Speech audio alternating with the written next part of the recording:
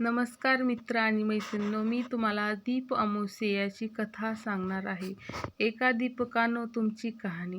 आटपाट नगर होतं. तिथं एक राजा होता. त्याला एक सून होती. तिनं एके दिवशी घरातलं पदार्थ स्वतः खाल्ला आणि उंदरावर आळ घातला. आपल्यावरचा प्रमाद टाळला. इकडे उंदीर म्हणाला, आपल्यावर उगाच आळा आला आहे, तेव्हा आपण तिचा सूड घ्यावा, असा सर्वांनी विचार केला. त्यांनी रात्री हिची चोळी पाहुण्यांच्या अंथरुणात नेऊन टाकली. दुसरे दिवशी हिची फजिती झाली. सासू दिरांनी निंदा केली. घरातून तिला हलवून दिली.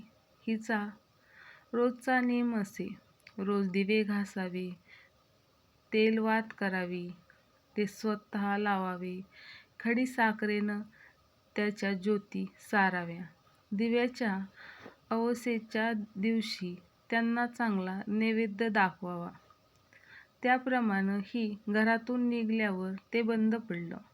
पुढे ह्या अमावास्येच्या दिवशी राजा शिकारीहून येत होता. एका झाडाखाली मुक्कामास उतरला. तिथं त्याच्या दृष्टीस एक चमत्कार पडला. आपले सर्व गावातले दिवे अदृश्य रूप धारण करून झाडावर येऊन बसले आहेत. एकमेकांशी गोष्टी करीत आहेत. कोणाच्या घरी जेवायस काय केलं होतं, कशी कशी पूजा केली, वगैरे चौकशी चालली होती. सर्वांनी आपापल्या घरी घडलेली हकीकत सांगितली. त्याच्या मागून राजाच्या घरचा दिवा सांगू लागला, बाबांनो, काय सांगू, यंदा माझ्यासारखा हतभागी कोणी नाही.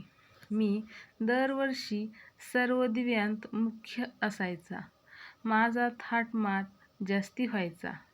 त्याला यंदा अशा विपत्तीत दिवस काढावे लागत आहेत.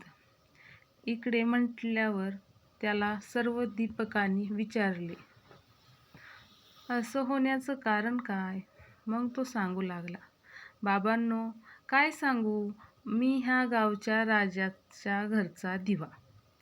त्याची एक सून होती. तिनं एके दिवशी घरातला पदार्थ स्वतः खाल्ला आणि उंदरावर आळ घातला. आपल्यावरचा प्रमाद टाळला. इकडे उंदराने विचार केला, हा आपल्यावर उगाच आळ घातला आहे, तेव्हा आपण तिचा सूड घ्यावा, असा सर्वांनी विचार केला. रात्री तिची चोळी पाहुण्यांच्या अंथरुणात नेऊन टाकली. दुसरे दिवशी तिची फजिती झाली. सासू दिरांनी निंदा केली. घरातून तिला घालवून दिली. म्हणून मला हे दिवस आले. ती दरवर्षी माझी मनोभावे पूजा करीत असे. जिथं असेल तिथं खुशाल असो, असं म्हणून तिला आशीर्वाद दिला. घडलेला प्रकार राजानं श्रवण केला. आपल्या सुनेचा अपराध नाही अशी त्याची खात्री झाली. घरी आला.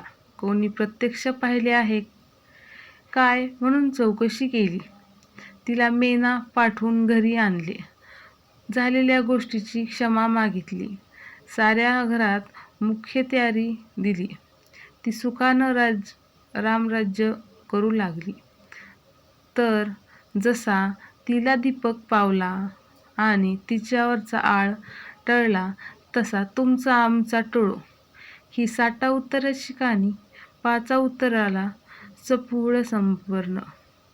सर्वांना श्री स्वामी समर्थ.